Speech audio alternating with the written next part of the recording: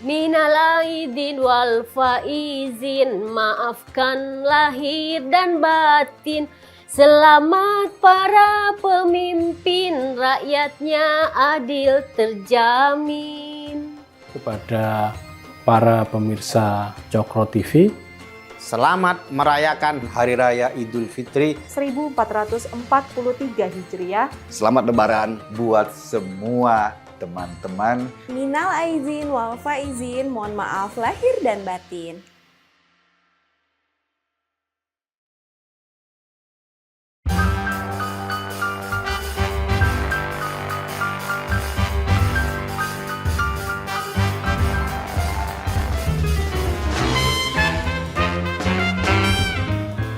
Nah sekarang ke soal stigma penista agama itu ya.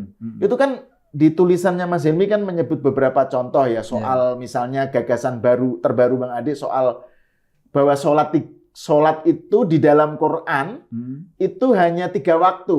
Jadi 5 kali, tetapi 3 waktu. Terus kemudian rame gitu kan. Padahal dia hanya bilang sholat di dalam Quran itu yang disebutkan hanya 3 waktu. Bukan 3 kali loh, 5 waktu. 5 kali tetapi 3 waktu. Kayak orang jamak gitu kali ya. Berarti. Terus sebelumnya juga ada pernyataan-pernyataan dia yang bikin orang itu panas lah ya, telinganya, bukan membaca ya.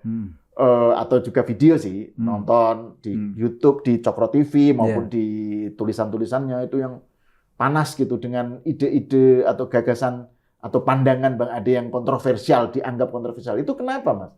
Ada beberapa contoh yang misalnya soal Hafiz, ya, Hafiz Quran, soal apa. Mungkin Mas Helmi bisa cerita soal ini. Baik, sebetulnya saya melihat begini. Pertama saya melihat Ade Armando ini mencoba menggunakan filsafat Jacques Derrida, ya, dekonstruksi. Kenapa begitu? Karena dia melihat, ini tafsir saya pada pernyataan Ade Armando ya. Kawan-kawan Islam di Indonesia lewat medsos dan sebagainya itu dia melihatnya terlalu berada di ujung ekstrem kanan, kanan sekali, sangat membela Islam tapi di kanan, itu kan. Dan ini sebetulnya to some extent akan membahayakan citra Islam itu sendiri. Nah, misalnya, ini contoh misalnya jangan disalahpahami. Teman-teman itu kan terlalu membela Islam sampai akhirnya mereka berkumpul di Monas, ya. Bayangkan Mas Hal ya, mereka meninggalkan masjid lalu memilih Monas. Akibatnya adalah ribuan orang terjebak macet. Ya kan? Itu akibatnya. Kenapa begitu? Karena itu tadi akibat dari ekstrem kanan entah ekstrem kiri selalu saja tidak baik akibatnya. Saya berbaik sangka mereka sangat cinta Islam, mencintai gubernur yang Muslim. Saya berbaik sangka, jangan salah paham. Hak mereka lah. Hak mereka. Tapi apa yang mereka lakukan akibatnya justru kan yang kena macet itu bukan hanya Muslim atau non-Muslim, kan gitu ya. Yang Muslim mungkin memaki-maki, gara-gara begini nih, gua gini-gini amat sebagai Muslim gitu kan. Yang non-Muslim, oh Islam tuh kayak begini ya. Sholat tengah jalan sampai bikin macet, kan gitu ya. Maka Ade menarik itu pendulum itu ke kiri ya. Dengan revolusioner, dekonstruksi. Dan atas dasar kecintaannya pada Islam. Atas dasar Islam. Lama-lama Islam bisa jelek nih. Maka dia bilang, ini loh sebetulnya yang baik. Apa itu? Ya sholatlah ke masjid. Nah itu ya. Nah sekarang soal pernyataannya, tiba-tiba dia mengangkat surat Al-Isra. Itu ya. A'udzubillahi minasyaitonirrajim. Ayatnya, aqimis sholata liduluki syamsi ila ghasaqil laili wa Qur'anal fajri. Inna Qur'anal fajri kana masyhuda. Ya memang 3 kali. Ya kan 3 waktu. Allah menyebutnya 3 waktu. Nggak ada yang salah dari Ade Armando. Tapi kan, tapi kenapa kita 5 kali? Itu tafsir. Dan Bang Ade 5 kali. 5 kali merujuk pada Rasulullah Muhammad SAW. Itu kan. Tapi kawan-kawan sekalian jangan lupa. Ada juga orang yang menafsirkan ayat Quran ini letterlek. Dia sholat di 3 waktu, tapi 5 kali. Subuh, zuhur, asar, maghrib, isya. Tapi mereka sholat. Seperti jamak ya. Seperti jamak. Zuhur sama asar digabung. Maghrib sama isya digabung. Dan 1 subuh. Gitu ya. 1 subuh.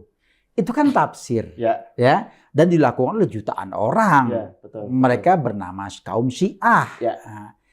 Buat saya, dan orang Syiah ini juga diakui sebagai Muslim karena mereka kan ikut haji kan. Nah, makanya buat Ade Armando, mereka Muslim dan beriman, percaya kepada Allah Subhanahu Wa Taala, Nabinya Muhammad, selesai. Nabi terakhir dan hari akhir. Akhir. Pokoknya dia percaya itu. Dua saja, dua komponen, selesai dia Muslim dan mukmin. Bahwa kemudian dalam bertafsir berbeda, ayo jangan marah. Kita ini punya Undang-Undang Dasar 45 pasal 29, ya kan, yang menyatakan kebebasan negara harus melindungi orang melakukan cara peribadatan masing-masing. Redaksi saya bisa tidak hafal, tapi kira-kira negara sudah melindungi orang untuk melaksanakan ibadat dengan cara masing-masing. Artinya apa? Keyakinannya keyakinan masing-masing. Yang Kristen silakan, yang Buddha silakan, yang Hindu silakan. Jadi ini ada dua aspek ini Mas yang Mas Ilmi sebutkan tadi. Pertama, Bang Ade sebagai orang Islam yang sangat concern dengan Islam. Jadi bukan karena benci, bukan karena ngolok-ngolok, gitu, tapi karena cinta. Itu dia resah dengan praktek masyarakat sebagian masyarakat Muslim yang mengekspresikan kecintaannya dengan Islam dengan cara yang merugikan, berlebihan, atau ekstrem. Berlebihan, itu satu. Jadi kritik terhadap perilaku umat Islam sebenarnya. Ini kan juga sesuatu yang sering intelektual Muslim sejak zaman dulu kan juga kaum pembaharu kan mengkritik umat Islam. Umat Islam itu harus dikritik, namanya masyarakat. Tapi jangan salah paham gini. Kata ekstrem kan berlebihan. Maka karena dia berada di ujung, di dalam sosiologi itu ada teori namanya hammock balance ya. Hammock balance itu menyimbang. Maka lawannya tidak mungkin harus dimoderat di tengah-tengah. Karena ketariknya dikit. Dia harus di pendulum sebelah kiri.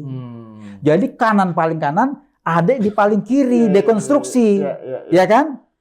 Tujuannya apa? Supaya ketemu begini nih. Nah, konvergensi inilah namanya moderasi beragama sebetulnya yang selama ini diperjuangkan oleh kawan saya, Lukman Hakim Saifuddin itu kira-kira. Kalau kita nariknya dari sini, ketariknya dikit aja. Maka harus dari sini. Yang sini memberi stigma ke sini, yang sini memberi stigma ke sini. Kita di tengah-tengah. Gitu toh. Jadi untuk memahami Ade Armando itu gampang banget, segampang kita memahami saudara-saudara kita yang memilih sholat di Monas ketimbang masjid. Kan gitu kira-kira.